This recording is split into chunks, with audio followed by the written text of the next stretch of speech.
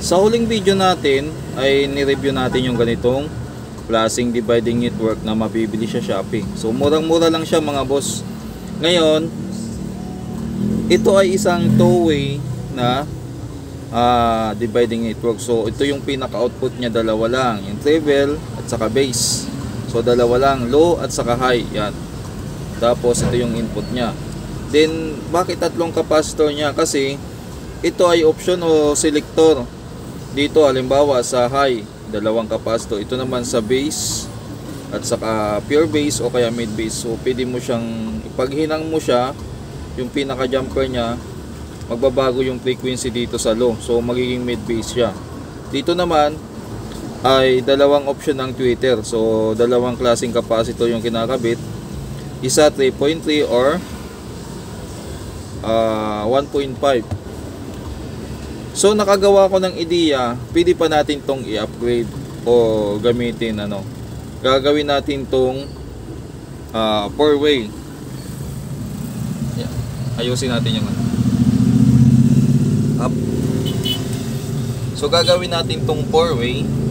Ito ay pwede na nating ang gagawin natin diyan, tanggalin muna natin lahat ng Tapos kumuha tayo ng diagram, gumawa na ako. Explain natin. So ito yung ito, pasensya na sa drawing ko at hindi tayo artist. Ito yung pinaka coil niya, ito yung coil niya, yan. Tapos dito nakatap yung capacitor, ito yun. Itong dalawang capacitor, ito yung dalawa. Tapos ito na yung pinaka output niya, ito naman yung input. So dito, kung titingnan niyo yung suriin natin, ito yung coil. So yung kabilang terminal ng coil at nandito sa input. Yan, pinaka input positive. Yan, dadaan ng coil, tapos tatakbo dito. Ito yan, from dito sa positive po dito. Pagdating dito, bababa siya. Mayroon naman siyang switch na dalawa. So either pwede mong i-bypass din yung coil. Yan, pag ginamper mo dito, yung coil ang mababypass. Pag ito naman ginamper mo, mababypass yung capacitor na to kasi magsha-short na siya. So pag nakatanggal lahat, gumagana yung coil, gumagana din yung capacitor. So ito yan. Ibig sabihin mayroon pang dito, mayroon pang terminal dito ganyan. Switch. Tapos mayroon din ditong terminal na para sa switch. Yan, ang gagawin natin, ayan, ginawa ko na ng output. So magiging na to, itong kung tatanggalin na natin tong mga switch na to, disable na yan. So ito na yung magiging bus nya. Tapos ito naman M-bus. Yan. Ano ba yung M-bus? Mid base. Mid base yan. Medyo may base ng konti na may konting mid range din yung So may konting base lang siya. Siguro ang range ng frequency niya ay nasa 100 Hz pataas, siguro pa 500 sa tansya ko lang. Wala akong oscilloscope para accurate. Ito naman yung base, nasa 100 pababa. Yan, dumaan ng coil. Tapos dito naman, itong dalawang tong capacitor na to, pwede natin palitan niya ng value kung man. Halimbawa, gagawin natin tong isa pang mid. So ang mangyayari dyan, magiging 10 UF na yung capacitor na to. Yan. Ano ba yung drawing ko? Magiging mid-range na yan. Tapos ito naman sa magiging high o kaya sa tweeter. So 1.5 to 4.7 microfarad. Bahala na kayo kung ilalagyan. Diba? Lagyan natin 2.2 UF. Yun na yun. Ngayon, i-delay mo natin to kung paano gagana. So kukuha tayo ng speaker, tapos wiringan natin, tapos ipapakita ko sa inyo. So pwede pa siyang i-upgrade. Saglit lang mga boss. Ayan na mga boss, naikabit na natin. Explain natin isa-isa kung saan nakatap. Una, ito yung pinaka subwoofer natin o pure bass. So saan yan? Dito. Yan, nakakabit yan dito. Ito yung wiring nya. Nakadaan yan bago mag-capacitor, pero dumaan lang ng coil. Ito yung pinakapula nya. Ito yun. Yan. Tapos ito naman yung pinaka ground nya dito. Ngayon, yung sa pangalawa naman, yung mid base natin, ito yan. Yan. So dumaan siya ng coil, tapos naka-series pa na capacitor. Yan, yung capacitor na yan. Yan, yung 100 microfarad, 100 volts na non-polar. Sunod naman yung mid-range natin, ayan. Ito yung mid-range natin. Ito yun.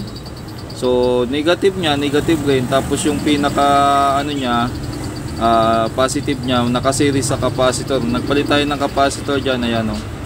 10 microfarad ang kinabit natin, 50 volts. Ayan, nakaseries for testing lang.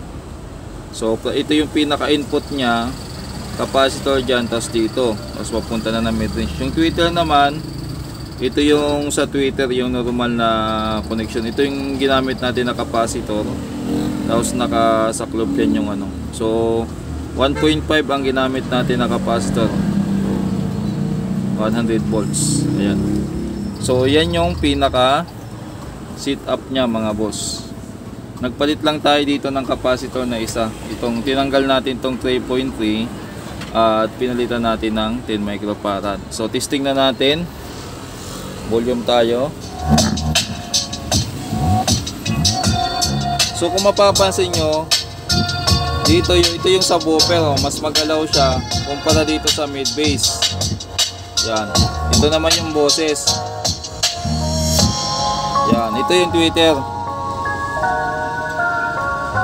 Yan.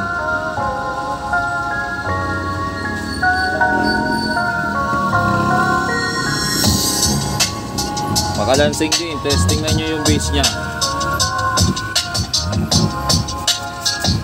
Galaw na eh. Palong-palo na yung isa. Yung isa naman hindi. Ayan o. Mapapansin nyo sa palo nya. So yun lang mga boss. Yun ang kaibahan kapag mayroon kang ginamit na capacitor sa isang speaker. Magbabago talaga yung laro nya o yung tunog nya. So ito, napatunayan natin dito sa video na to na pwede nyong, ano ba tawag dito, upgrade, tama ba? Kung hindi naman eksaktong term na upgrade dito ay conversion. Yan, modified, yan. Modified siguro yung pinaka perfect na definition sa ginawa natin. So kung meron kayong ganito, tapos gusto nyong meron kayong tweeter, meron kayong mid-range, tapos haluan nyo pa ng mid-bass. Yung mid-bass kasi ay yung frequency sa pagitan ng mid-range. Yung mid-range kasi nasa 500 ata pa 1 kHz sa tansya ko lang ha. 500 to, tapos ito naman 500 to 100 ata yung frequency niya. Ito naman 100 pababa hanggang 20 Hz. So yung frequency sa pagitan ng mid at saka yung low frequency, mid-bass ang tinatawag, ito yun. So pwede sa mga mausisa dyan o sa mga gustong mag DIY, gusto mag-eksperimento, pwede nyong subukan. Ngayon kung hindi nyo maganda magustuhan ang resulta ay nasa inyo na yan. At magdidepende pa rin po yan sa mga speakers na gagamitin nyo. So kung meron kayong as in pure lang talaga na subwoofer, mas maganda. Itong sa atin naman wala ng box kasi for demo lang naman tayo. At para mas mainam kasi wala tayong mga box dito na nakahiwalay lang talaga ng solo, pero soon baka magawa natin ng ano yan, ng paraan. Sa ngayon for demo lang muna na yung ginawa natin ay effective at gumagana. Yun lang muna mga boss. At may mga bata, oy, nagmumura kayo dyan, mga maliliit pa kayo nagmumura. Mga bata to marunong na magmura. So hanggang dito lang tayo mga boss, at yun lang naman yung gusto nating patunayan dito sa pinagagawa natin. Yan, okay na. So para sa thumbnail, yan. Yan siguro pwede na yan. Or paano ba? Yan, bass, subwoofer. Okay. Hiwalay natin ng konti para ano.